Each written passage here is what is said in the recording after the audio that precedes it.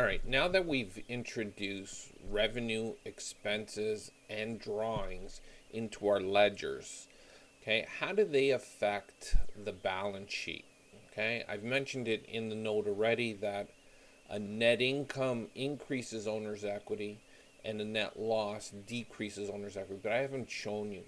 So basically, what we're going to do is we are going to now change the balance sheet. Okay, so we're no longer going to have a left side, right side. Okay, we are going to have a report form balance sheet, and a report form balance sheet is a vertical balance sheet. So it doesn't have a left side and a right side, it goes up and down. Okay, now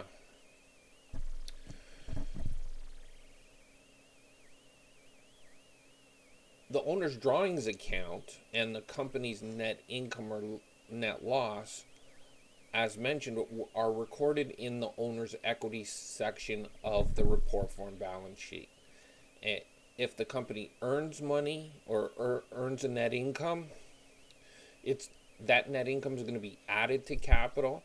But if it incurs a net loss, we're going to subtract it from capital.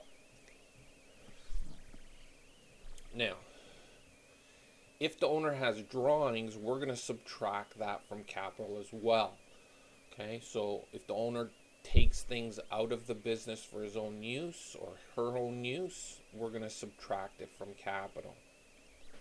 All right, now the capital section is going to look like this. You're going to start off with a beginning owner's equity at the beginning of the fiscal period, and it's going to be placed in the middle column of the balance sheet. So in this case, $20,000. Then we're going to determine the net income for the fiscal period. So let's suppose that it was $3,000. So we would add the net income to the capital, $3,000. And we'll subtract the drawings for the fiscal period. Now we're going to look at the combined effect of these two things. So if we had a net income for October of $3,000 and we had drawings of $1,000, the combined effect of those two things would be our capital would increase by $2,000. So we have to write increase in capital. So if we started off with a beginning capital of $20,000 and we increased by $2,000, our ending capital on October 31st will be $22,000. Now, this section of the balance sheet is going to change depending on what's happening over the fiscal period. So if we had a net loss of $2,000 instead of this, okay, we would have a net loss and we would have drawings of 100. So we would have a decrease in capital of $3,000. So this would change to decrease. So $20,000 decrease of $3,000. So our ending capital on October 31st would be $17,000. All right. Now, I'm going to show you what a report form balance sheet looks like. So, again, a report form balance sheet is going to differ from